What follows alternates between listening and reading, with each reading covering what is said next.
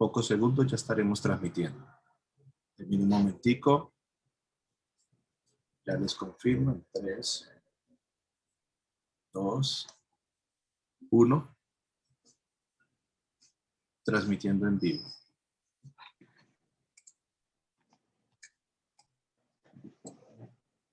Ya iniciamos, doctores.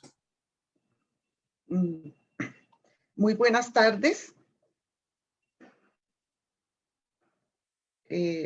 Tengan todos a nombre de la Facultades de Salud del Departamento de la Universidad Autónoma de Bucaramanga, de la Universidad de Santander y de la Universidad Industrial de Santander, la Secretaría de Salud, así como el Colegio Médico. Mi nombre es Patricia Arria y soy la presidente del Colegio Médico de Santander. Esta es nuestra segunda charla dedicada a la comunidad para difusión y para sensibilización y para información sobre la vacuna para la COVID-19. En el día de hoy está dedicada a la vacunación en diferentes grupos especiales de edad y por condiciones diferentes. Entonces, vamos a hablar de la vacunación en los adultos y población geriátrica. A cargo de este tema está el doctor Miguel Osvaldo Cadena Sanabria, profesor de la Facultad de Salud de la UIS y de la UNAM. Enseguida, la doctora Carol Gisela Rueda Ordóñez, profesora de la Facultad de Ciencias de la Salud, UDES, va a hablarnos de la vacunación en el grupo de gestantes. Y finalmente, la doctora Patrick Eliana Sarmiento, profesora de la Facultad de Salud UBIS, nos va a hablar de vacunación en niños. Sean todos bienvenidos y al final pues tendremos la sesión de preguntas y respuestas del público que ustedes pueden ir enviando a través del chat y que serán resueltas en la medida de las capacidades. En este momento, pues no queda más sino pues de nuevo darles la bienvenida y darle la palabra al doctor Miguel Osvaldo Cadena con el tema de la vacunación, adultos y población geriátrica. Siga, doctor Cadena. Muy buenas noches, doctora Patricia. Muchas gracias a cada uno de los compañeros panelistas y a las personas que tienen la oportunidad de conectarse en esta noche para hablar un poco y seguir compartiendo dudas, aclarar y tratar de resolver algunas inquietudes en la comunidad en general. Así que en esos 15 minutos voy a permitirme compartir con ustedes entonces algunas cosas importantes de la vacunación en adultos y en población adulta mayor. Lo primero es que siempre debemos tener algunos aspectos claves y yo creo que en general mucho de lo que vamos a discutir el día de hoy tiene que ver con estos interrogantes. Lo primero es reflexionar un poco sobre si cada uno de nosotros seguimos pensando que el COVID-19 o la COVID-19 es algo inventado, algo tergiversado, que realmente no va a impactar en la salud pública o no ha impactado en la salud pública. Aún es importante aquellos comportamientos que cierto porcentaje de la población sigue llevando en cuanto a las medidas de autocuidado. Yo creo que gira en torno a la respuesta que tienen en relación a esta pregunta. ¿Son algo nuevo las vacunas? ¿Los movimientos antivacunas? Por supuesto que no. Quizá es algo que ha impactado más a la población pediátrica y que ha llevado a que enfrentemos situaciones de salud pública en personal infante y adolescentes. Y esto pues no va a ser ajeno también a lo que tiene que ver con el desarrollo y la aplicación masiva de vacunas, en este caso en relación al SARS-CoV-2. ¿Cómo va el proceso de vacunación en el país? Somos conscientes de que ya muchos profesionales de la salud estamos vacunados. muchos de nuestros compañeros médicos, enfermeros, terapeutas, personal de apoyo, pues ya han recibido la vacunación, las 2 dosis, y pues hemos sido testigos a través de la vacunación de ellos, de nuestros abuelos, nuestros vecinos, nuestros familiares, pues de la seguridad y yo creo que también de la tolerancia de la vacunación. Eso es algo que también nos tiene que llenar de cierta tranquilidad y que nos va a dar bastante expectativa sobre lo que puede ser el impacto de la vacunación también en el comportamiento de la epidemia. ¿Se puede mejorar el proceso de vacunación? Claro, ustedes han sido testigos de algunas fallas que se han presentado en el proceso, en la selección, en el cumplimiento de algunos lineamientos, y eso en cierta medida en un proceso que es nuevo, que es demandante, desgastante para las instituciones de salud, para las autoridades locales, pues va a reflejar sus auditorías pues ciertas oportunidades de mejora, y creo que en la medida en que esas oportunidades de mejora se solventen, pues vamos a optimizar las cosas, temas como el acceso, la citación, la vacunación a campos abiertos o de una manera un poco más dinámica a nivel masivo, pues probablemente será lo que vamos a discutir o vamos a presenciar en los siguientes meses en el Plan Nacional de Vacunación.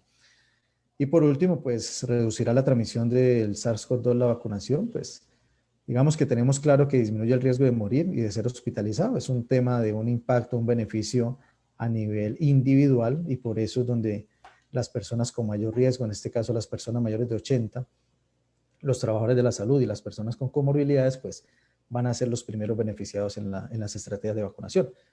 Ahora, el tema de disminución de la transmisión, pues todavía está en estudio. Hay varias publicaciones que nos dan cuenta de que la vacunación ha logrado demostrar disminuir la contagiosidad en la medida en que aquellas personas que se infectan o resultan con pruebas moleculares positivas, pues tienen menos carga viral y menos posibilidad de transmitir la infección. Así que es algo que seguirá en discusión y que en la medida en que las evidencias vayan surgiendo, pues vamos a tener más datos robustos de este interrogante.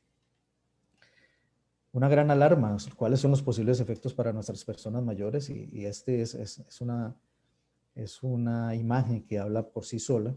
Realmente lo que buscamos es que esos impactos negativos que han tenido que afrontar las personas mayores en cuanto al distanciamiento físico, el aislamiento, la disminución de la interacción con sus familias extensivas, con sus niños o nietos, pues probablemente va a empezar un poco a cambiar. No hay que olvidar que debemos seguir manteniendo las medidas de autocuidado, pero en cierta medida creemos que es más el impacto favorable y trascendental para nuestras personas mayores que los eventuales efectos adversos. Quería traer a colación esta publicación de la profesora Laura Rodríguez, compañera nuestra en la universidad, y sus coautores, en cuanto a que es claro que las personas mayores son las que más riesgo tienen de morir.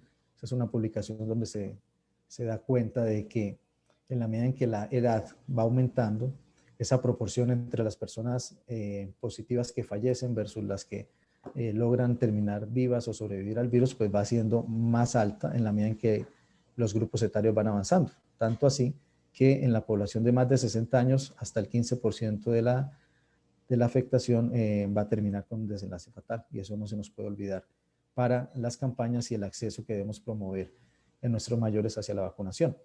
Y también, pues, esta misma publicación resalta como el gran impacto de los determinantes sociales, de la inequidad que es tan marcada en nuestro país, tienen influencia en los desenlaces también en el riesgo de morir.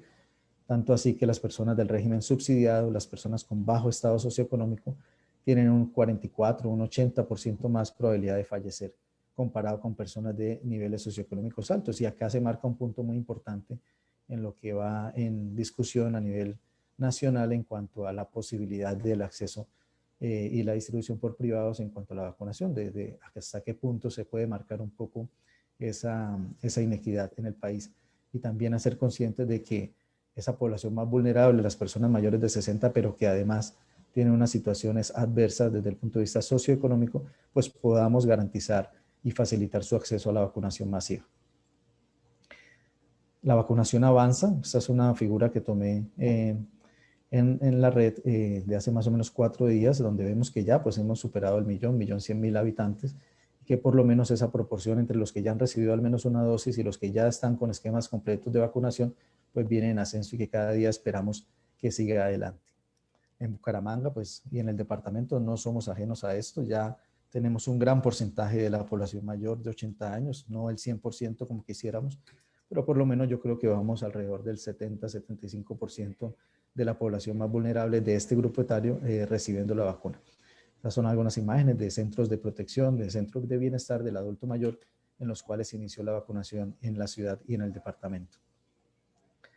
Surgen dudas, por supuesto, hay temas en la medida en que la edad avanza en los adultos con comorbilidades, los adultos mayores, pues algunas cuestiones en cuanto a el impacto que puede tener la vacunación y los aspectos de seguridad cuando hay presencia de polimedicación, cuando hay algunas enfermedades cardiovasculares, tratamientos de cáncer, anticoagulantes. Pero digamos que para tranquilidad de todos ustedes, pues ninguna de estas características pues excluyen a una persona adulta o adulta mayor de los beneficios de la vacunación. Es decir, podemos informar, habrán dudas que tendremos que discutirlas con nuestros médicos tratantes, pero que sin lugar a discusión no deben en ningún momento hacernos pensar que no debamos recibir la vacuna o que no debamos llevar a vacunación a nuestras personas mayores.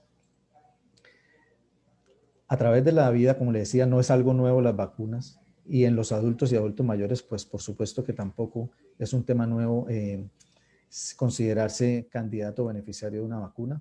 Sabemos de la gran carga de enfermedad por infecciones a nivel pulmonar como el neumococo o como la influenza, y que a través de muchos años, sobre todo el tema de la influenza desde el 2008, 2009, que fue la epidemia que tuvimos acá en el país, pues se ha venido aumentando la vacunación sin llegar a ser, digamos, un porcentaje bastante alto, pero pues no debemos olvidar de que en esa serie de experiencias en cuanto a la vacunación anual de influenza, la vacunación de neumococo, la vacunación de herpes zóster, pues podemos tener certeza de que las vacunas son efectivas en las personas adultas y adultas mayores, son seguras, algunas personas hacen efectos adversos incluso similares a la misma enfermedad, pero de una intensidad mucho menor, y en cierta forma pues quedan con la inmunidad y quedan protegidos por los siguientes meses para casos graves.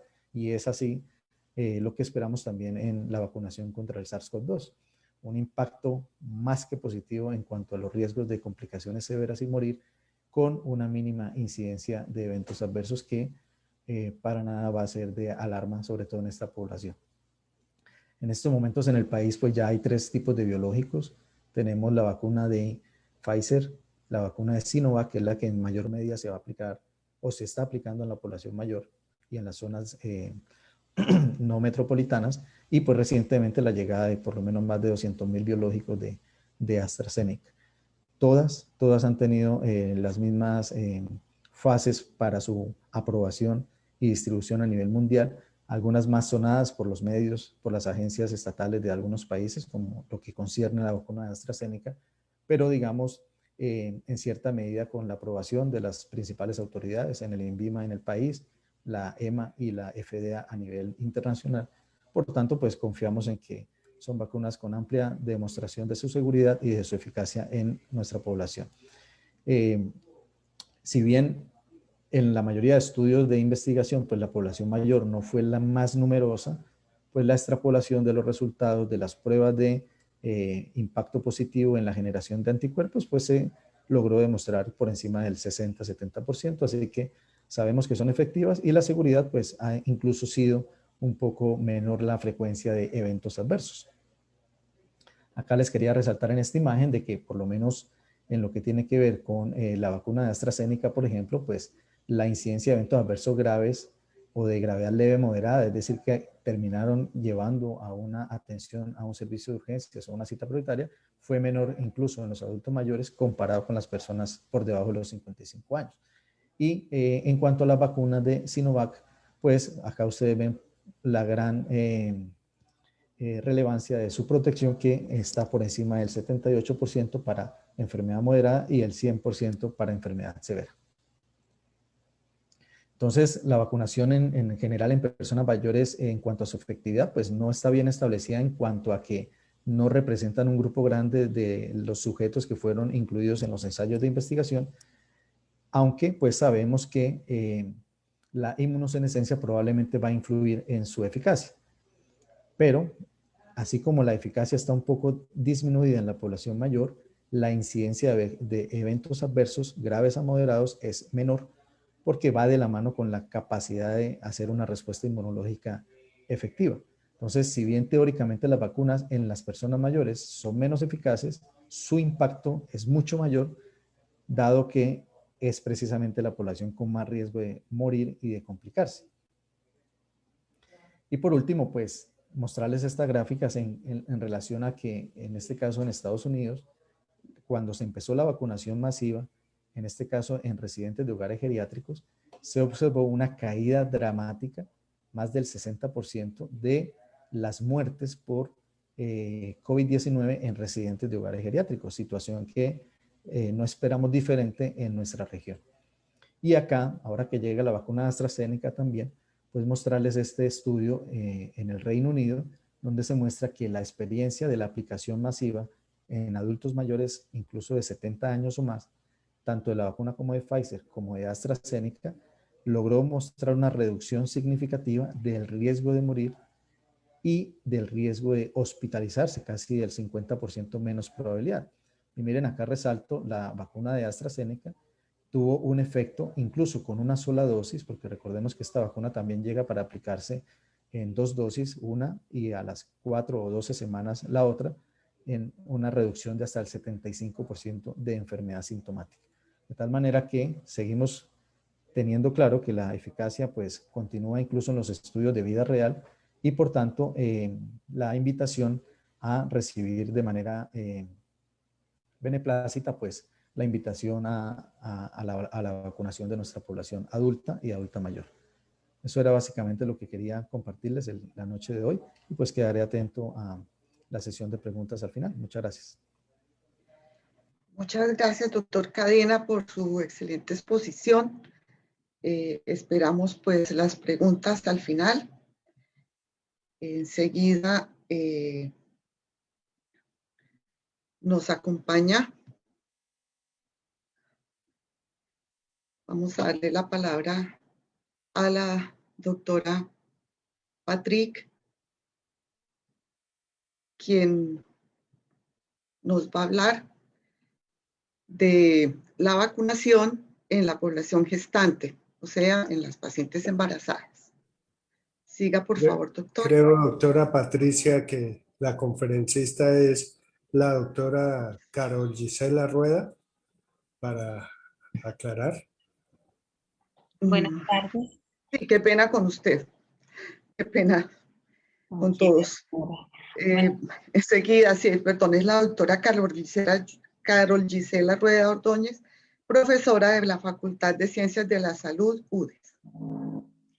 Buenas tardes a todos. Muchas gracias a las 3 facultades de salud por la invitación, a la Secretaría de Salud y al Colegio Médico. Vamos a revisar el tópico específico de vacunación para la COVID en el embarazo. Para contextualizarnos, perdón, un momento.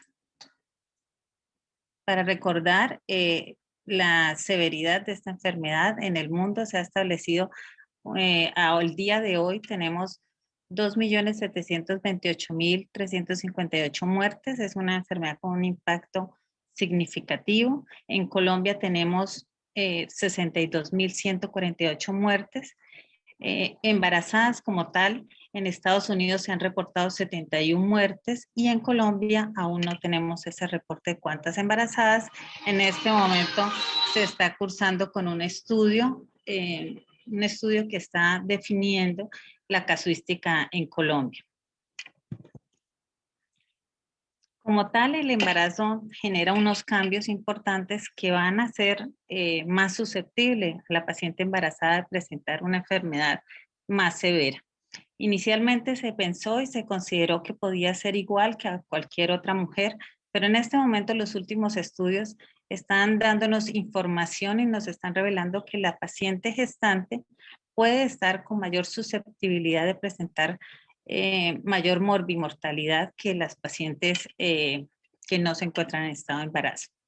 Esto por ciertos cambios que se presentan como adaptación del embarazo, el aumento del peso, el aumento en la ventilación minuto de un 40%, la disminución como tal del el volumen respiratorio de la reserva, el volumen respiratorio, y las mujeres gestantes pueden cursar con comorbilidades como diabetes y obesidad, que estas ya se ha demostrado que aumentan la morbilidad para las gestantes. Se estima que la sintomatología en las gestantes en primer trimestre va a ser alrededor de un 30% y el 70% van a cursar con enfermedad asintomática, y los síntomas que prevalecen son fiebre, tos, fatiga, taquipnea, osteomialgias y diarrea en algunas gestantes. ¿Cómo cursa el COVID en general en la embarazada? Entonces, como les había dicho, este es tal vez el estudio más grande que en este momento tiene datos preliminares. Son alrededor de 874 gestantes, más grande que el estudio que se había publicado en Estados Unidos de 356 gestantes. Este nos permite observar que en primer trimestre alrededor del 30% presentan síntomas y son leves, pero en tercer trimestre ya las pacientes sintomáticas son casi la mitad, y de este grupo hasta el 4.5% pueden presentar neumonía. Entonces, a medida que incrementa el embarazo, es mayor la probabilidad de morbilidad mayor. Una de las preguntas que se hace la población en general y nos preguntan frecuentemente es: ¿qué tanto puede afectar el COVID-19 a la embarazada y el feto? Entonces, en las pacientes asintomáticas, que es ese 70% del primer trimestre, se considera que el resultado va a ser muy similar a las no embarazadas, pero en las pacientes que ya están sintomáticas y de estas, sobre todo en el tercer trimestre, se considera que pueden ingresar a la unidad de cuidados intensivos hasta un 10.5%, comparado con 3.9% de pacientes no embarazadas, y pueden tener mayor probabilidad de pasar a ventilación mecánica y también de muerte, más que en población no embarazada. Y en el feto no se ha visto asociación con anormalidades estructurales, pero sí con parto pretérmino y todas las consecuencias que conlleva toda la prematurez en el feto. Una pregunta que surge es: ¿a qué embarazada se recomienda vacunar? El Colegio Americano de Ginecología y Obstetricia ha seleccionado pacientes embarazadas que tienen ciertas características y considera que la vacunación en la embarazada sugiere que no sea generalizada, sino que se analice con la gestante y que se converse con ella y se le expliquen los riesgos que puede tener, los cambios fisiológicos del embarazo y toda la probabilidad de complicación o no. Debe individualizarse cada gestante, y pues se han definido ciertas características en algunas gestantes que ya han demostrado que tienen más riesgo de complicación. Estas son pues las gestantes que trabajan en el área de salud, pues porque están mucho más expuestas a la probabilidad de infección. Las gestantes que tienen más de 35 años, los embarazos múltiples, las pacientes embarazadas que cursan con cáncer, que cursan con hipertensión crónica, con enfermedad renal crónica, con enfermedad pulmonar obstructiva crónica, pacientes embarazadas que cursan con enfermedad cardíaca como enfermedad coronaria, cardiomiopatías, falla cardíaca, enfermedad inmunocomprometedora, o pacientes que hayan sido trasplantadas, enfermedades autoinmunes.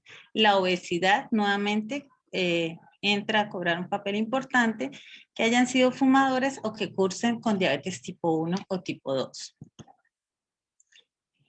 Entonces surge la pregunta: ¿es prudente vacunar o no, y por qué? Entonces en el mercado tenemos en este momento una gran cantidad de vacunas. En Colombia, como lo dijo el doctor Cadena, en este momento tenemos la vacuna del Sinovac, AstraZeneca y Pfizer. Son las tres opciones que tenemos. ¿Cuál es el objetivo de estas vacunas? Es la producción de anticuerpos para defendernos en una futura infección que se presente.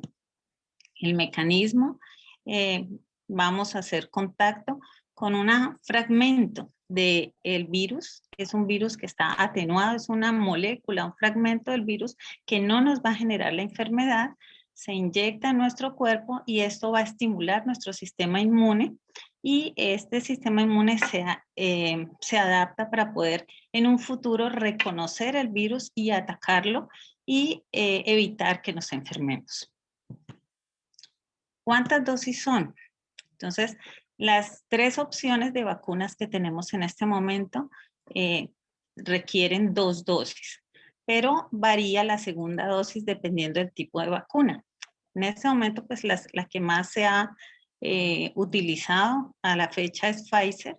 Y bueno, la primera dosis, después de la primera dosis, se esperan 3 semanas y el día 21 de esa primera dosis se aplica la segunda dosis. Posteriormente se considera que a los 28 días de la primera dosis ya se puede considerar que hay una respuesta inmunológica inicial. Sinovac y AstraZeneca, la segunda dosis se aplica entre 4 y hasta 6 a 12 semanas se puede aplicar la segunda dosis. Y viene la pregunta, ¿cuál es la efectividad de la vacuna en la paciente embarazada?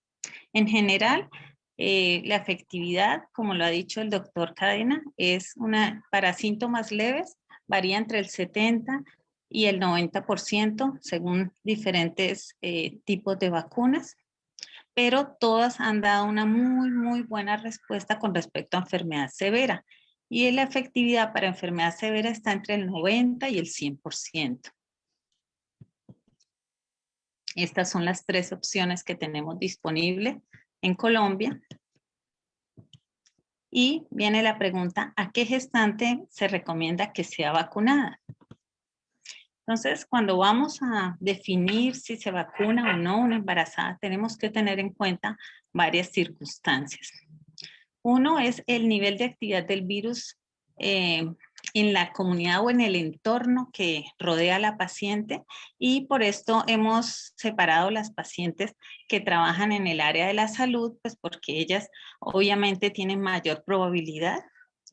La efectividad potencial de la vacuna, que ya hay datos más precisos de esta efectividad, como lo hemos dicho. Siempre se deben balancear los riesgos entre una enfermedad potencial que pueda ser severa en la gestante y los efectos que pueda tener para el feto y el recién nacido. Como les he dicho, depende de la comorbilidad que tenga la paciente embarazada para definir si es una paciente que tiene alta probabilidad de complicarse con una enfermedad severa. Y la seguridad de la vacuna. Aunque no hay estudios amplios, los estudios en gestantes apenas están en curso, se ha observado que las fases de todas estas vacunas, las fases de estudio, casi todas están en fase 3, han logrado demostrar que no hay efectos teratogénicos. Se han hecho estudios en animales y no se ha demostrado ningún efecto teratogénico asociado a ninguna de estas vacunas. El CDC plantea unas fases de vacunación y priorización para la vacunación en los Estados Unidos, y es importante, ellos en sus fases de priorización incluyen a las mujeres embarazadas en el grupo donde están los pacientes con comorbilidad o con alto riesgo de complicación, de que la enfermedad progrese a una enfermedad severa.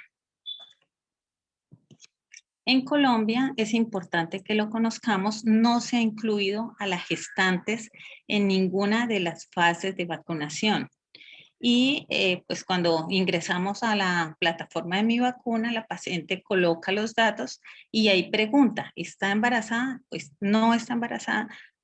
Cuando se marca está embarazada, automáticamente le dice no es candidata o no está incluida dentro de la fase de vacunación. Entonces, en Colombia aún no se ha incluido a las gestantes en el proceso de vacunación. El CDC plantea que hay unas condiciones de alto riesgo de complicación de la infección por coronavirus. Estas situaciones son, y en primera instancia, considera el embarazo como una probabilidad de complicación, el cáncer y otras que ya he nombrado antes, como la enfermedad renal crónica, la enfermedad pulmonar obstructiva crónica, la trisomía 21, enfermedad coronaria, falla cardíaca y cardiomiopatía, obesidad, obesidad severa, fumador y tener diabetes mellitus tipo 2. Entonces, el embarazo como tal es una condición que a nivel mundial ha sido reconocida como una situación que da mayor susceptibilidad para tener una enfermedad severa. Aún no ha sido aprobada en Colombia, está en un debate, es un debate científico. A medida que se van demostrando resultados, es posible que en un futuro se analice nuevamente, se revalore esta situación y se considere la posibilidad de incluirla o no en el esquema de vacunación. Una de las preguntas que nos hacen en nuestras gestantes es si la madre se vacuna, ¿se está vacunando el feto?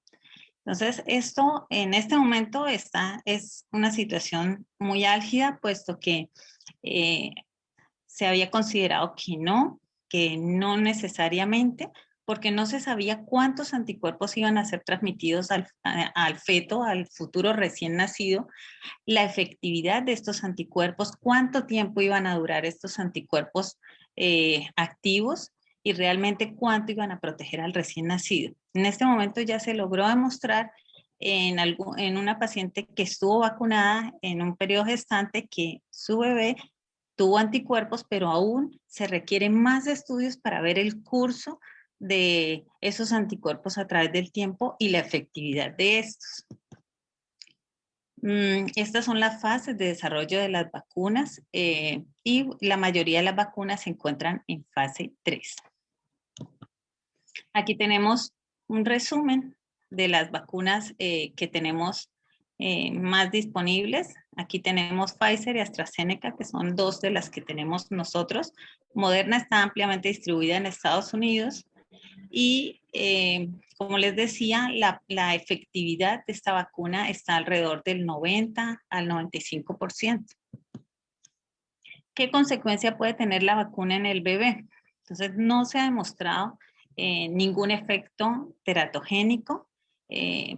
Los niños de madres que fueron vacunadas como tal y han nacido, solamente se ha demostrado transmisión de anticuerpos y como tal del coronavirus hacia el feto no hay información que demuestre que hay teratogenicidad o malformaciones asociadas a la infección por coronavirus.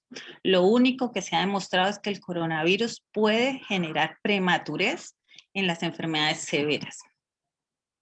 Los beneficios de vacunarme, si estoy embarazada, es que voy a tener una efectividad en promedio del 90%, voy a prevenir la enfermedad leve y en casi el 100% la enfermedad severa, y esto va a conllevar a la disminución de la mortalidad y la morbilidad severa y todas las secuelas que conllevan a esta morbilidad severa para la gestante, que en el embarazo van a ser el parto pretérmino y la muerte fetal. Vamos a poder prevenir estas circunstancias, ya que estas son las consecuencias de la enfermedad severa.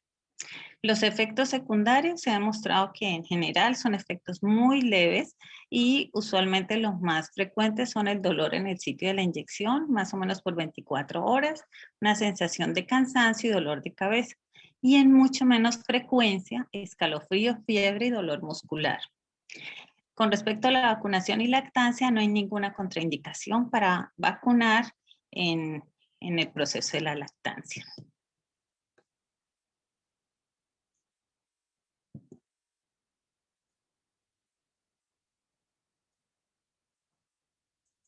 Esto era lo que quería compartir con respecto a esta etapa de la vida, del embarazo y la exposición a la vacuna para la COVID-19.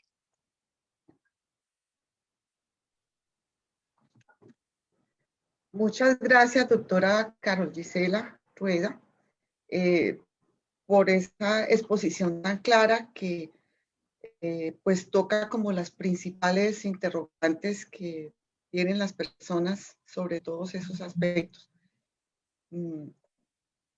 Enseguida, sí, la doctora Patrick nos va a hablar sobre la vacunación en los niños. Sí. La doctora Patrick, Eliana Sarmiento, tiene la palabra. Gracias, doctora. Bueno, buenas noches a todos. No sé si ahí se ve mi pantalla. Sí. Perfecto. Bueno, muchas gracias por la invitación. El mensaje en pediatría pues va a ser corto, pero pues la idea es que vamos a tratar de llevar un mensaje conciso al respecto. Bueno, entonces con respecto a la infección por SARS-CoV-2 en pediatría, lo que vemos es que en nuestro país, digamos que la proporción de niños afectados está más o menos, o oscila más o menos entre un 5.7 y un 8.4%. Digamos que es una proporción intermedia entre las diferentes frecuencias que tenemos, pero que es importante saber, y que esto ya se ha comprobado pues, en muchos estudios epidemiológicos a nivel nacional. Aquí les voy a mostrar algunas gráficas que son, bueno, son aportadas por el doctor Pablo Vázquez, que es un pediatra y epidemiólogo, que muy juiciosamente ha llevado como, digamos que las cifras de COVID en pediatría, para efectos de pediatría y adolescencia, es decir, pacientes menores de 18 años. Y lo que han encontrado es que de todos los casos, el 7.5% son casos en población pediátrica y adolescente. Esto para verlo más claro, al día de hoy, 20 de marzo, se han reportado 175.244 casos y de estos, si ustedes ven al lado izquierdo, pues la mayoría son casos recuperados, el 98%. Y de estos, en la cifra de pacientes hospitalizados en frecuencia es un 0.4%, casos en UCI el 0.04% y fallecidos un 0.2%, que en total son 196. Pero pues entonces lo que vemos es que ya se ha comprobado que los pacientes pediátricos se afectan en una menor proporción, la mayoría son asintomáticos y vemos menos casos graves o formas graves y menos mortalidad. Y así para resumirlo, también vemos esta gráfica de la, digamos, la frecuencia de la enfermedad en las diferentes edades y vemos como las cifras de fallecidos son mayores en los niños que son una población menor de 1 año y se vuelven a hacer estas cifras mayores en la población adolescente, que ya se comportan como los adultos. Pero pues en general, las diferentes edades pediátricas no tienen mayores cifras de mortalidad. Con respecto a género, femenino, masculino, vemos cómo predomina el género masculino hasta más o menos los 6, 12 años, ya de los 12 años para arriba, pues predomina un poco en mujeres, pero es muy, muy parecido, muy homogéneo. Y esta gráfica es interesante, esta torta que muestra que las muertes que se dan en pediatría y adolescentes, el 40% es realmente atribuida a COVID y un 60% es por otras causas asociadas o comorbilidades. Y vemos también cómo es importante destacar que dentro de nuestras poblaciones, la población indígena o afrodescendientes sí tienen un poco más de frecuencia o de proporción de fallecidos o de complicaciones, y esto puede ser pues por esas situaciones de vulnerabilidad, que es una población con más desnutrición o comorbilidades desatendidas. Es importante entonces saber por qué en los niños los cuadros son menos severos y ya hay explicaciones para esto, hay varias teorías, lo vamos a tratar de explicar de una forma sencilla. Y es por ejemplo porque los niños pueden haber estado expuestos a otros coronavirus, ¿sí? Que ya habitan en la comunidad o en el ambiente hace muchos años, porque pues precisamente esto es uno de tantos que tenemos. Pero pues los que están en la comunidad, digamos que ya le han atribuido ciertas defensas al paciente pediátrico, es como una inmunidad, unas defensas cruzadas que lo protegen y que ya habían causado de pronto cuadros de gripa anteriormente. Lo otro es que ellos tienen, o que los niños tienen menor expresión de receptores AC2, que es un receptor en las células al que se une el coronavirus, al que se une la proteína S, que es una proteína que tiene el virus. Entonces, al tener menos receptores, pues se unen menos este virus y pues menos, digamos, síntomas o manifestaciones de la enfermedad. También el hecho de que la inmunoglobulina M, que producen los niños, se produce como en una mayor proporción en el momento de la infección. Y lo otro es que unas sustancias inflamatorias, la interleuquina 10, se producen también en mayor proporción, y estos puede ser un factor protector, como que contrarresta la inflamación en el paciente, y se produce, digamos que esto evita casos de neumonía tan severos, tener esa proteína en los niños en mayor cantidad.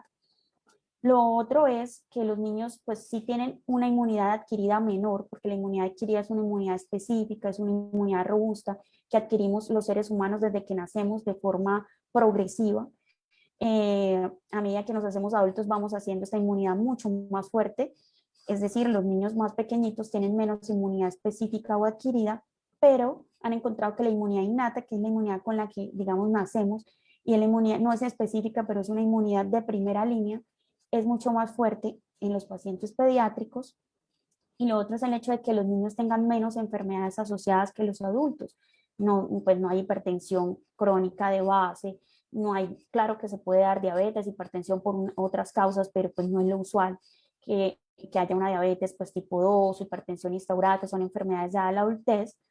Y pues por esta razón, que no hay tantas enfermedades al tiempo en este paciente, pues los cuadros se complican menos. Vamos a hablar ahora un poco del tema de riesgo de infectarse y transmitir en los niños.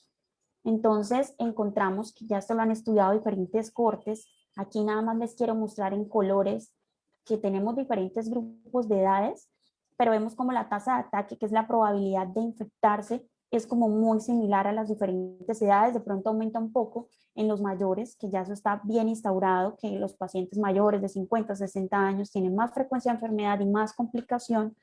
Pero vemos, por ejemplo, que la enfermedad sin fiebre se da más en los pacientes menores de 10 años, y la proporción de enfermedad severa también, que es la que se ve en rojo, es menor en los pacientes pediátricos. Entonces eso ya lo hemos repetido, menos enfermedad severa. Pero pues, ¿qué papel juegan realmente los niños en la transmisibilidad de la infección? Entonces se ha visto que sí, que a veces pueden encontrar algunos estudios más carga del virus en la nariz de los niños, pero sobre todo en los primeros días de la infección, pero que esto no esto no se traduce en que los niños transmitan mal la enfermedad. Lo que se ha encontrado es que la transmisión depende de muchos factores, depende de qué tanto nos expongamos, el inóculo, o sea, la cantidad de virus al que uno se expone en cierto momento dado, si nos exponemos por aerosoles, por gotas, por contacto con superficies, si nos exponemos en espacios abiertos o cerrados, si nos exponemos frecuentemente y varias veces en un periodo de tiempo, o fue una exposición menos de 15 minutos, única. Entonces, esto es importante, que no va a depender de un solo factor, igual que en los niños y en los adultos la transmisión depende de muchos factores. Y que esto ya en otro estudio, que aquí lo quise traer en esta gráfica, me perdonarán que es en inglés, pero es para ver, simplemente se estudiaron los contactos de pacientes que estaban infectados con COVID, y miraron qué tanto se infectaban estos contactos alrededor de ese caso índice de ese paciente, y vieron una notoria diferencia, viendo que aquí es a favor de infectarse y aquí es a favor de no infectarse. Se infectaba más la población, digamos que mayor de 20 años. Entonces esto es importante, los menores de 20 años que eran contactos de ese caso se infectaban menos y transmitían menos. Y aquí lo vemos como divididos por edades, ¿cierto? Hasta los 14 años y después de esta edad, y efectivamente se infectaban más los mayores de 14 años, es decir, los adolescentes, que se comportan más como el grupo de adultos. Eso también, bueno, es un tema que es el retorno a las escuelas, un tema que ha sido muy controversial, pero que pues nosotros en América Latina, digamos que nos hemos basado en la experiencia de otros países. Ya hay estudios que incluso han, digamos, incluido en pacientes de América Latina, Uruguay, bueno, y pero dirán, bueno, Uruguay tiene de pronto mucho más desarrollo, infraestructura que nuestro país, pero estos estudios también incluyen colegios de Asia, de África, que entraron en la alternancia y que entraron a las escuelas, que hicieron apertura escolar en el último, digamos, semestre o en el último trimestre del año pasado. Entonces, de la experiencia de estos diferentes países, lo que vimos es que lo que se reportó es que fueron muy pocos brotes, que en estos brotes, digamos que la transmisión pues no estaba relacionada directamente con la infección de esos casos índices pediátricos, y que básicamente, para resumirles, ese aumento de casos que se dio en los pacientes, que se vio en agosto, por ejemplo, del año pasado, no era, digamos, directamente proporcional o implicado con la apertura escolar, sino que se había asociado a un aumento de casos en toda la comunidad. Entonces no podían relacionar solo el hecho de haber entrado a la escuela como el factor promotor, digamos, del aumento de casos. Sí es un hecho que los niños se pueden infectar, pero como vemos, la transmisión en los menores, sobre todo de 10 años, es menor y las complicaciones son mucho menores en este grupo. Entonces aquí se ha tratado también de analizar muchos factores como es la salud mental de los niños, y si vemos que ellos están claramente afectados porque como seres humanos somos seres sociales y los niños también aprenden a través del juego y de la interacción con otros pares. Entonces, se hizo el estudio a nivel también de transmisión, y se hizo el estudio también a nivel de afecciones, pues a nivel psicológico y social. Y pues lo que se encontró es que los cierres de las escuelas como tal por sí mismos son insuficientes para prevenir una pandemia. O sea, realmente no debe ser ni la primera medida ni tampoco la única medida. Y que sí, de pronto hacer este manejo de los cierres de colegio, o más bien la apertura, pero de una forma responsable, con una combinación de medidas que ya conocemos claramente, como el lavado de manos, el uso de los elementos de protección personal, puede impactar a que no se vea afectada esta parte del desarrollo del ser humano, y que además proteger, digamos, en todos los entornos, tomar las medidas de protección no solo en la escuela, sino cuando salimos a hacer cualquier actividad. Esto sí tiene más impacto que como tal mantener los colegios cerrados. Sin embargo, lo que sí podemos decir es que esto es una decisión que es muy respetable, es una decisión que depende de cada familia, porque cada familia tiene dinámicas muy diferentes, ¿sí? En algunas familias, pues, los niños tienen como cuidadores a sus abuelitos, que tal vez, pues, bueno, ya en este momento muchos de los abuelitos están vacunados, pero otros no, pues no tienen ese privilegio porque son abuelos más jóvenes, o si en una casa tienen pacientes con alguna condición de inmunosupresión, tanto los niños como los adultos cuidadores. Entonces, la decisión es muy respetable si una familia quiere permanecer, digamos, recibiendo la escolarización de sus hijos de forma virtual. Con respecto a los que tomen la decisión de ir al colegio, porque muchas veces llegan mamás que nos dicen, doctora, pues yo necesito mandar a mi niño al colegio sencillamente porque pues yo soy mamá cabeza de familia, pues si yo no trabajo, pues no comemos en casa. Dejar a mi hijo en casa es dejarlo en un entorno inseguro porque lo tienen que cuidar tal vez un desconocido. Entonces nosotros también entendemos que en ese contexto definitivamente el niño va a estar más seguro en un ambiente escolar con buenas medidas de protección. Entonces esta medida se hace una decisión, como decimos, individual o familiar, y es respetable. Simplemente nosotros estamos dando unos elementos para que cada familia tome la mejor decisión según su contexto. Con respecto al síndrome inflamatorio, les quiero contar que, bueno, esta es una gráfica para mostrar que el año pasado, en azul vemos cómo empezaron a aparecer los casos de COVID agudo, es decir, como desde una gripa hasta casos con neumonías graves en pacientes pediátricos, pero en Europa se empezó a reportar desde marzo, que si veíamos era un mes después de estos casos agudos de infección respiratoria, cómo los niños empezaban a acudir otra vez a las clínicas, niños y adolescentes, y estaban mostrando unos cuadros con diarrea, con dolor abdominal, y muchos de ellos con alteración incluso cardíaca, inflamatoria, que era moderada, severa, y que hacía que los niños se internaran en unidades de cuidados intensivos. Y muchos cuadros estaban pareciendo un síndrome que conocemos los pediatras, o bueno, que se conoce en el ámbito de enfermedades inflamatorias como el síndrome de Kawasaki, que es que un niño pues los niños generalmente debutan o se presentan con fiebre de más de 5 días, que no se le encuentra una causa infecciosa aguda asociada en ese momento, y que presentan unos cambios inflamatorios en su piel con un brote, con un brote rojito en la piel, diseminado por todo el cuerpo, y con alteraciones o cambios como descamación de los labios, de las manos, de los pies, se inflaman las manos, se inflaman los pies, se ponen sus ojos muy rojos, que eso lo llamamos los médicos inyección conjuntival, y pueden tener ganglios en el cuello, sobre todo en un lado del cuello. Entonces, sumando todos esos factores, empezábamos a ver como un síndrome de Kawasaki, en pacientes que habían sufrido de COVID. Esto lo empezaron a reportar primero en Europa, luego en Estados Unidos y luego llegó a nuestro continente. Lo que se veía era que los niños no tenían las pruebas agudas de COVID positivas, no tenían ni la PCR ni los antígenos que se hacen con prueba nasal positivos, sino que tenían eran anticuerpos positivos. Entonces se encontró que eso correspondiera a un cuadro donde las células, digamos que reaccionaban con sustancias inflamatorias. Es un síndrome autoinflamatorio, donde el mismo cuerpo produce anticuerpos y se ataca y produce estos cuadros. Lo empezamos a ver ya en América Latina, lo empezamos a ver ya en Colombia, en nuestras instituciones, y pues ya de hecho tenemos una guía para su reporte, se llama un síndrome inflamatorio multisistema asociado al COVID. Entonces ya definimos un caso como probable, un caso como confirmado. Probable es cuando se dan algunos síntomas inespecíficos, que el niño consulta por diarrea, por vómito, con fiebre de más de un día y que tenga o que haya tenido un contacto positivo con COVID o que ya nos traiga un examen o que al hacerle un examen salga positivo para COVID. Ese puede ser un cuadro probable. Y un cuadro ya confirmado es cuando el paciente presenta pues afectación de diferentes órganos, inclusive cardíaco, porque los niños pueden presentar cuadros de arritmias o de inflamación de los tejidos cardíacos, con cambios en su presión arterial, en su frecuencia cardíaca, y que tengan alteración de algunos laboratorios que nosotros vamos a medir cuando ellos nos consultan. Obviamente no siempre todo es COVID, pero esto fue leyendo los artículos de los diferentes países, encontramos para nosotros algo para basarnos en que estos pacientes que nos estaban consultando, primero fueron adolescentes, ahora ya los vemos de diferentes edades, hasta recién nacidos con estos cuadros.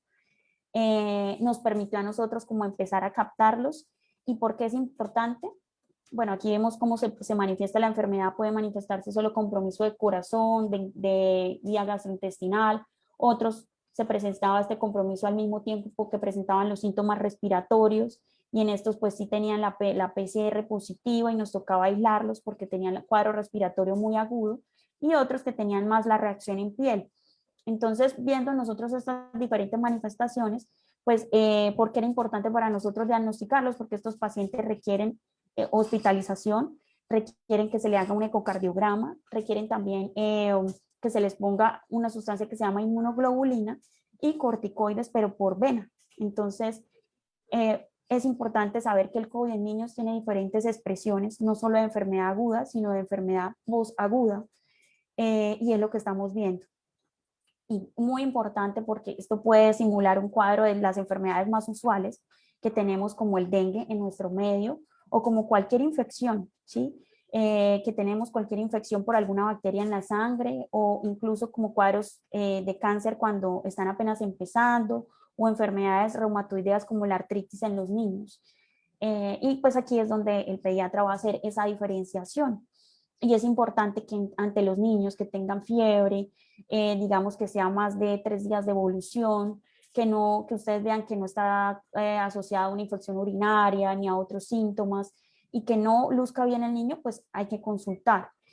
¿Por qué lo decimos? Porque vemos también el temor a consultar pues obviamente ante la pandemia, pero uno tiene que saber diferenciar cuando el paciente no se ve bien, o no le gusta, que esto también es un instinto que las mamás tienen, y pues llevarlo, y sobre todo cuando han habido casos de COVID en meses previos en casa, puede ser este síndrome inflamatorio. Bueno, aquí es para decirles como los diferentes tratamientos. No sabemos secuelas de esto. Los niños generalmente después de ese síndrome inflamatorio se recuperan muy bien. La mortalidad asociada es mínima. Con buen tratamiento pues todos han salido muy bien. Están unos cuantos días en la unidad de cuidados intensivos, pero después todo fluye bien. Pero pues obviamente vamos a tener más cifras cuando sigamos, cuando estos casos se recolecten, se estudien, y sobre todo se les va a hacer un seguimiento. Se les tiene que hacer seguimiento con ecocardiograma, y pues el reumatólogo va a hacer citas de control donde mire si se siguen fatigando o si todavía sus exámenes están alterados. Y pues acá vemos que ya el ministerio nos pone una guía de reporte para pues clasificarlos, o sea, es una enfermedad de notificación obligatoria. Y vemos como ya en Colombia pues hay una red que está recogiendo estos datos en las diferentes clínicas del país. De esto vamos a tener datos más adelante. Y para hablarles de la vacuna de COVID, que es una pregunta pues común o usual, pues todavía no tenemos las vacunas que están en nuestro medio, ya las diferentes plataformas de vacunas, alguna aprobada en niños no. Y esto es por la razón que ustedes saben que los ensayos clínicos primero se hacen en adultos, ¿cierto? Y después si hay comprobación de eficacia, como en el caso de las vacunas ya aprobadas para COVID, estos diferentes laboratorios empiezan a hacer estudios en grupos etarios menores, es decir, en niños y adolescentes. Pero la buena noticia es que ya se están llevando a cabo. La verdad es que sí hubo buenos resultados, como ya lo sabemos, sin duda, 100% de protección para enfermedad grave de todas las vacunas aprobadas. Claro, la proporción de protección para las formas leves, es decir, para la gripa sí varía entre un 50 y un 90%, pero para enfermedades graves todas cumplen el objetivo, que es lo que queremos, que los pacientes no lleguen a una UCI. Pues si lo hubo para adultos, muy probablemente lo va a haber para niños esta eficacia. Ya tenemos a Pfizer haciendo el estudio en fase 3, 1.530 pacientes de 12 años en adelante, entonces ya lo están haciendo. Lo mismo con Moderna, que empezaba a hacer estudios de 12 años a 17 años. Como ven, son cortes de niños de 12 años en adelante, pero Moderna hace poco nos puso una buena noticia, que es que ya empezó los estudios de fase 2 y fase 3 para niños a partir de 6 meses. La idea es que ya tienen 6.750 chicos que están siguiendo en estas edades. Ellos primero miran o aplican la vacuna a diferentes concentraciones, miran con cuál concentración se van a quedar y luego hacen el estudio enfrentándolo con placebo a ver si presenta eficacia y qué tantas reacciones adversas presenta la vacuna, y eso es lo que significa fase 2 y fase 3, y están haciendo el seguimiento a 1 año en estos pacientes a partir de 6 meses, entonces ya tenemos probabilidad de tener resultados para estos grupos etarios chiquitos o de pacientes lactantes en adelante. Oxford, pues con su vacuna de Astra también ya había empezado estudios a partir de los 6 años, y ellos van a hacer las comparaciones con una vacuna ya que tiene eficacia comprobada, que es la del meningococo B. Entonces con eso van a hacer la comparación de la vacuna que ellos tienen, que es pues en virus de adenovirus. Y pues eso es todo lo que tengo por decirles en el momento, que probablemente vamos a tener resultados promisorios más adelante y la vacuna se va a poder aplicar en grupos etarios menores, pero pues por ahora para la pauta de nuestro país nos regimos por mayores de 18 años. A partir de los 16, básicamente las vacunas de ARN se pueden aplicar. La guía colombiana dice que las recomienda, pero pues por ahora en las fases que se tienen previstas pues no están incluidos. Más adelante con seguridad los tendremos a los adolescentes. Bueno, muchas gracias.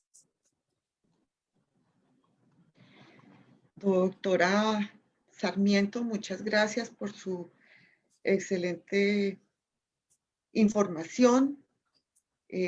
Creo que ha aclarado muchos puntos, también que corresponden a las inquietudes y a las preguntas que se hacen las personas acerca de toda esta pandemia respecto a los niños. Pues enseguida vamos a proceder con las preguntas que ha enviado nuestro público. Tenemos varias y esta primera pregunta sería para el doctor Cadena. Pregunta a alguien del público. Dice, quisiera preguntar sobre la aplicación de la vacuna en adulto mayor y a todos en general. Hace unos días se cambió que la segunda dosis ya no era a los 28 días, sino a los 56. Pero ahora llaman a decir que volvieron a cambiar a los 28 días. Entonces, finalmente, ¿cuándo es necesario? Creo que esto ha causado algunas declaraciones que han causado confusión y la gente realmente está haciéndose la misma pregunta. Doctor Cadena, por favor. Sí, buenas noches. Pues digamos es que desafortunadamente las recomendaciones en el tema de la aplicación de la segunda dosis pues varía mucho en cuanto a cómo vaya la disponibilidad del biológico y los alcances del plan de vacunación. Inicialmente se planteó la posibilidad de aplicación a los 56 días y no a los 28, porque además hay estudios que han demostrado que la efectividad o la aplicación puede ir hasta semana 12. Sin embargo, la recomendación vigente es, en los biológicos que tenemos actualmente, es aplicar la segunda dosis a los 28 días. Esa información puede variar, pero eso es lo que está actualmente. Muchas gracias, doctor Cadena. Y la siguiente pregunta dice, buenas noches, quisiera preguntar si la segunda vacuna debe ser de la misma marca que la primera. yo creo que la puede responder la doctora Rueda. Sí, buenas tardes. Se recomienda que sea el mismo biológico por el tipo de vacuna. Como les he dicho, hay diferentes mecanismos para la producción de la vacuna, virus atenuados, y hay vacunas de diferente tipo de fabricación. Entonces, si se escoge un tipo de vacuna, se recomienda que se haga todo el esquema completo con ese mismo tipo de vacuna. No Muchas sé si el gracias. doctor Cadena tenga otro Sí. comentario. Otra opinión, otro comentario. No, es cierto, la vacunación debe ser completarse el esquema tal cual se diseñó originalmente. Entonces la recomendación es en la segunda dosis, hacerla de la misma vacuna. Exacto, y sobre todo porque pues tenemos las diferentes plataformas, esto es algo nuevo, entonces el tema es dar trazabilidad también, efectos adversos y eficacia o efectividad, que ya cuando las vacunas se aplican en comunidad, entonces preferible cumplir el esquema y revisar cómo nos va con cada uno de ellos. Es más fácil hacer una revisión y una trazabilidad si son de la misma laboratorio, digámoslo así. Muchas gracias. Otra inquietud. Dice, si una persona sufre de alergia a los AINES, ¿se puede vacunar? Sí, ¿Quién la quiere responder? la respuesta es sí. Básicamente, digamos que cualquier tipo de alergia que se tenga no es contraindicación para la vacuna COVID. Se ha hablado de pronto del temor ante anafilaxias previas, es decir, estas reacciones de hipersensibilidad severas de los pacientes que hacen dificultad respiratoria, se inflaman, bueno, su glucosa, azúcar. En estos casos que han tenido reacciones de anafilaxia a otras sustancias, estos pacientes deben informar en el momento de la vacunación para ser dejados en observación 15 minutos o 30 minutos. Se pone en un escenario seguro donde haya, digamos, todos los elementos por si presentan alguna complicación, pero pueden recibir la vacuna. Se ha informado de pronto si ya tuvieron alergia a una dosis previa de las vacunas nuevas, en estos casos pues sí definitivamente, o sea, hay reacciones severas, estaría contraindicada la vacunación, pero pues si van a recibir la vacuna por primera vez con un antecedente de alergia no hay ningún problema. El otro tema es las alergias ya descritas a polietilenglicol, las reporta el CDC como una contraindicación para las plataformas de ARN mensajero como son la de Pfizer y Moderna. Nosotros tenemos Pfizer en el país. El polietilenglicol pues se ha reportado que está presente en algunos laxantes, pero pues hasta ahora, digamos, yo no he visto reportadas reacciones alérgicas a este componente o producto, pues que yo las conozca. Pero sí, básicamente el mensaje es a vacunarse sin temor si tienen alguna alergia, solo que hay que reportarla en el momento de la vacunación. Muchas gracias, doctora. Tenemos otra pregunta del público que dice, hace referencia a la aplicación o no de segunda dosis cuando una persona ya padeció la enfermedad. Entonces dice, ¿es aconsejable aplicar la segunda dosis en este tipo de personas que ya han padecido la enfermedad? La pregunta sería, pues, si es necesaria y es aconsejable. Tal vez la doctora Carol nos puede iniciar la respuesta. Con respecto a la vacunación cuando ya ha tenido la enfermedad, se han creado muchos mitos, digámoslo así.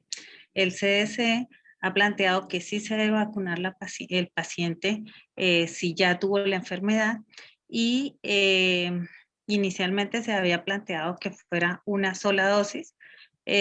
Sin embargo, se ha cuestionado si estos anticuerpos que produce el paciente después de haber cursado con la enfermedad son anticuerpos altamente efectivos, la duración de estos anticuerpos, cuánto tiempo van a proteger y si realmente una dosis es suficiente para controlar o para tener el efecto protector. Y en este momento, digamos que no hay controversia con respecto a eso porque inicialmente se había planteado que una sola dosis. Ahora el CDC incluso alcanza a plantear que debería ser el esquema completo. No sé si el doctor tiene alguna... Sí, digamos que hay varias aristas a esa pregunta, ¿ya? Lo que está establecido por el consenso colombiano de la Asociación Colombiana de Infectología y las demás sociedades científicas es depende. Si la persona no lleva más de 9 meses de la infección y se vacunó con Pfizer, es decir, en estos momentos si pertenece al talento humano en salud, podría recibir una sola dosis. Sin embargo, si ya pasaron más de 9 meses de la infección, se recomienda recibir el esquema completo. Los pacientes mayores deben recibir el esquema completo de 2 dosis independiente del tiempo y del tipo de biológico. Y las personas inmunosuprimidas también, como tienen menos efectividad y respuesta a la vacunación, también se recomienda que reciban el esquema completo. O sea, prácticamente habría solo la exclusión eventualmente de las personas que quizá recibieron la vacuna de Pfizer y no tienen estas condiciones que he mencionado y hace menos de 9 meses tuvieron la infección.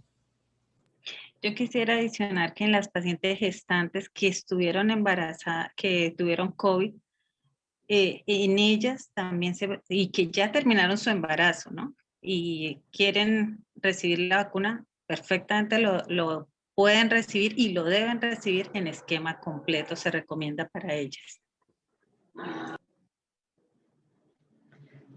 Muchas gracias. La siguiente pregunta dice, quisiera tener más claro la efectividad en cada vacuna Sinovac, Pfizer y AstraZeneca. ¿Es posible? O sea, hace la comparación de la efectividad y pues no sé, agrego yo si un poquito hacer la diferencia para el público entre lo que es la eficacia y la efectividad.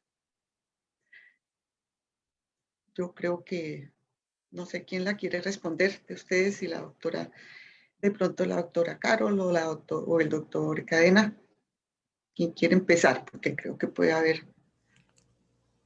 Pues digamos que pues la doctora Patrick lo resaltó en la parte intermedia de su conferencia. Digamos que pues el cuento de la eficacia y la efectividad pues depende, es básicamente del ambiente en el que se está evaluando la efectividad.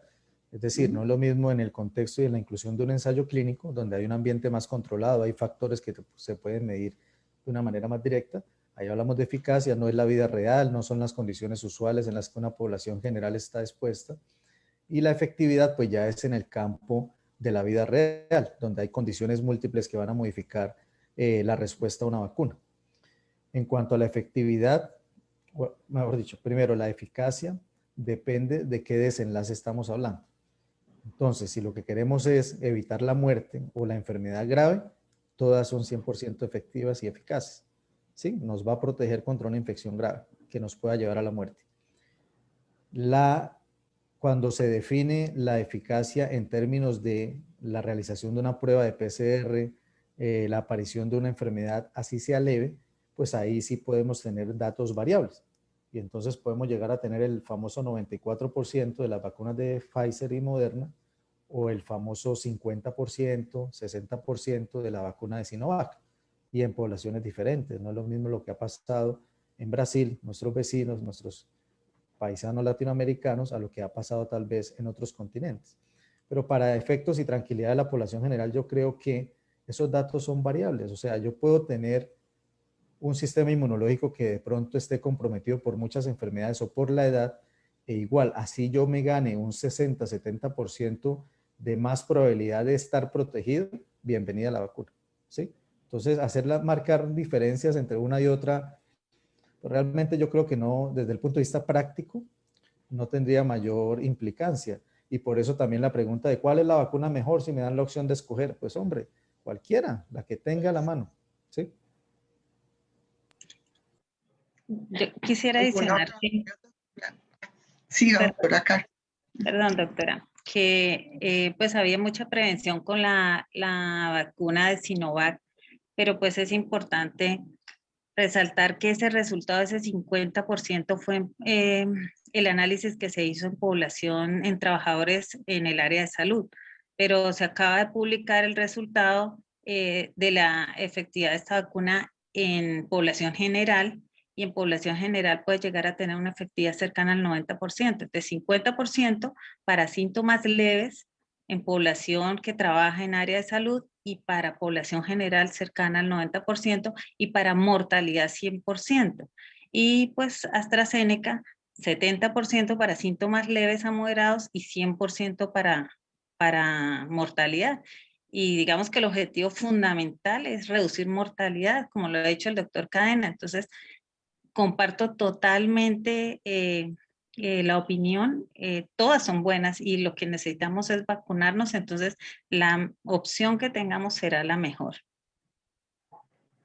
De acuerdo. Muchas En eso gracias. sí, la enseñanza es, o la moraleja es vacúnese con la vacuna que tenga, a la que tenga acceso, y quedar ese número de que 100%, digamos, de eficacia de las vacunas para enfermedad grave, que es la que nos lleva a una unidad de cuidado intensivo. Con eso es, básicamente se cumple el objetivo primario con el que se hicieron todos estos estudios o exámenes de las vacunas. Con respecto, ahí hay una pregunta que nos hacen, que si las personas, digamos, con parálisis cerebral pueden recibir la vacuna. Sí, no hay ninguna contraindicación en este aspecto. Y con respecto al recibir una sola dosis, el doctor Miguel ya lo explicó muy bien, que está en el concepto que se hizo en nuestro país al respecto.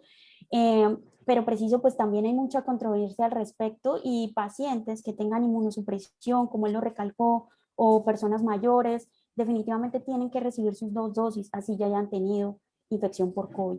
Eso sí tiene que quedar muy claro.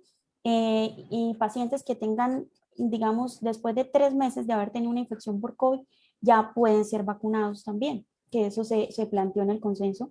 Antes de pronto todavía cuentan con protección, y esta pregunta respondería en algo lo que cuánto tiempo puede dar protección la enfermedad, es muy variable, pero para efectos de tiempo se ha instaurado como que después de una infección, a los 3 meses ya uno puede, o se han reportado casos de reinfección, entonces esa es la razón por la que se estipuló este tiempo. Y con respecto a qué tanto dura la inmunidad por la vacuna, pues no lo sabemos, pero los estudios han mostrado un promedio de 8 o 9 meses, pero pues falta ver en qué termina todo esto. Muchas gracias. Bueno, creo que la doctora Patrick resumió algunas preguntas que todas giraban alrededor de las mismas inquietudes. Muchas gracias, doctora. Alguien pregunta también si en adultos pueden aparecer manchas en la piel luego de la aplicación de la vacuna.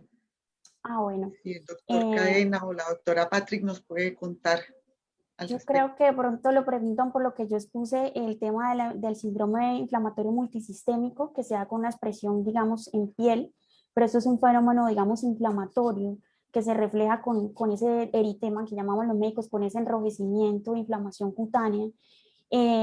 Pues lo que se ha visto es que los principales efectos adversos reportados hasta ahora de las vacunas, los más usuales son la fiebre, el dolor en el brazo, y síntomas inespecíficos, tal vez como cefalea, dolor corporal generalizado, pero pues esto no es lo usual reportado, manchas en la piel como tal. Sin embargo, pues ante un evento de estos, pues se va a hacer la trazabilidad como todos los eventos que se han reportado post vacuna, porque el hecho de que uno tenga un evento después de la vacuna no siempre es relacionado con ella.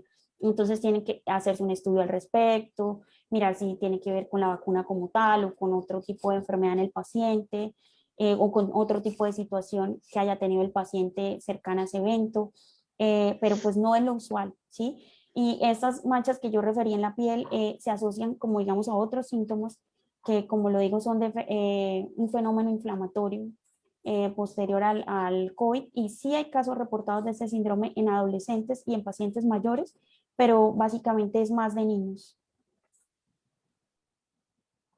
Muchas gracias, doctora Sarmiento. La siguiente pregunta hace referencia a la aparición de nuevas cepas y la inquietud de la efectividad de la vacuna respecto a esto, si va a ser necesario aplicar una tercera dosis, pregunta. Pues son temas que no sabemos aún, ¿sí? Porque en la medida en que la pandemia avanza y que se van recolectando información de distintas partes del mundo, pues la cosa puede ir cambiando. O sea, es probable que podamos llegar a lo que sucede con influenza, donde cada año hay que vacunar para mantenernos la protección, ¿sí? O sea, aún lo que está planteado es el esquema de 2 dosis. pero está por escribirse y conocer las recomendaciones que va a pasar el año entrante, por ejemplo. ¿Sí? Bueno, muchas gracias, doctor Cadena. Otra pregunta dice, pacientes con infección por VIH y CD4 menores a 200, ¿se prefiere esperar que mejore su situación inmunológica antes de vacunarlo o se indica la aplicación de la vacuna independientemente de su estado inmunológico? Yo creo que es una pregunta para la doctora Carol, para la doctora Patrick, para empezar con ella, pero creo que puede haber diferentes comentarios de los panelistas y abre como pues un poco el espectro de los alrededor de los pacientes que por algún motivo tengan inmunosupresión. Vale. Los pacientes con VIH sin duda también pueden ser vacunados. Bueno, en un entorno donde requiera, o sea, se tenga el contexto de que si es vacunado o no por inmediatez, que la reciban, pero sabemos que si los linfocitos están menores de 200, la respuesta a la vacuna no va a ser la esperada o puede ser menor. Entonces, en general, los pacientes inmunocomprometidos van a levantar una respuesta menor ante las vacunas, pero eso en vez de no tener respuesta, pues es preferible darles el beneficio de la protección. Si podemos mejorar esos linfocitos, ya sea con el tratamiento, si hay falta de adherencia o trabajar en esto primero, sería lo ideal y que estén por encima de 200 para una mejor respuesta a la vacuna. Pero si es una condición crónica y el paciente se encuentra estable, sin infecciones oportunistas, que la reciba, no va a tener ningún problema porque recordemos que estas plataformas de las vacunas a las que tenemos acceso no son vacunas en las que tenemos en nuestro país, ninguna es de virus vivo atenuado, sino que son vacunas de virus inactivo en sus diferentes diseños, entonces no va a haber problema con que vayan a desarrollar la enfermedad por esta razón, por aplicarse la vacuna. ¿Alguna otra opinión de los panelistas? Quería recordar que el Centro de Enfermedades Infecciosas, el CDC, ha agrupado los pacientes inmunocomprometidos y los pacientes trasplantados como pacientes de alto riesgo que necesitan la vacuna. Entonces, como lo dice la doctora Patrick, probablemente la respuesta no va a ser igual que en un paciente inmunocompetente, pero el beneficio va a ser mayor a que no se vacune y adquiera la enfermedad. Entonces, este es uno de los grupos que ha seleccionado el CDC como prioritario para recibir la vacunación. Lo mismo que creo que es la siguiente pregunta, los pacientes hipertensos también están agrupados y los pacientes diabéticos tipo 1 y tipo 2 están agrupados allí como pacientes seleccionados como de alto riesgo y priorizados. Muchas gracias, doctora Carol.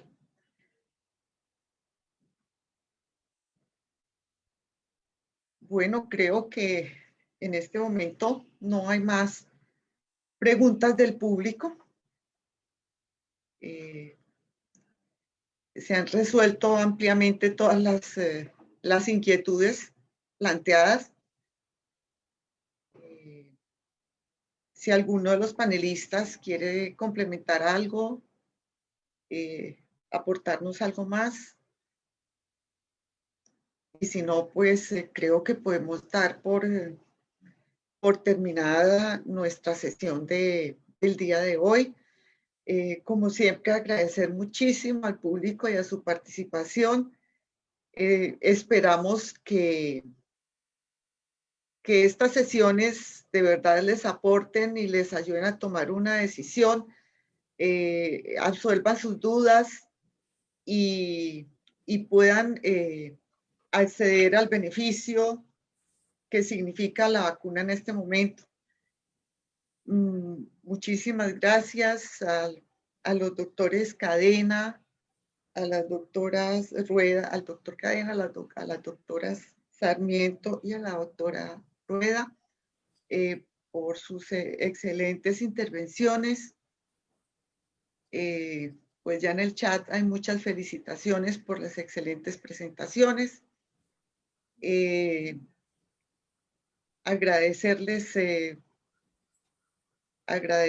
todos sus aportes y agradecer pues a quienes han hecho posible que se hagan estas sesiones, sea las facultades de salud, de la Universidad Industrial de Santander, de la UDES y de la UNAP, así como la Secretaría de Salud de Santander y el Colegio Médico.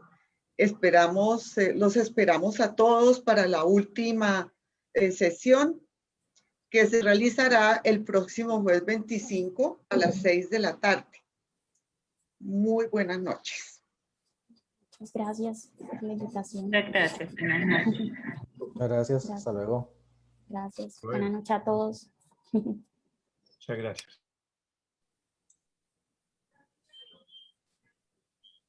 Muy bien, felicitaciones. Muy bien. Bueno, Sí, no. Muy, sí. Muchas gracias por esas les pido excusas conferencias. por el lapsus, qué pena con ustedes. Gracias al doctor Bolívar que que salvó la situación. Pero bueno, esas son cosas Bueno. que ocurren, pero que no tienen importancia, porque sí, es mejor aclararlas ahí en el momento. Claro. Pues sí, yo creo Nos que vemos el jueves. salió la cosa muy bien. El jueves ya es la última sesión, ¿no? Sí, ya es la última. Bueno. Vamos a ver si el jueves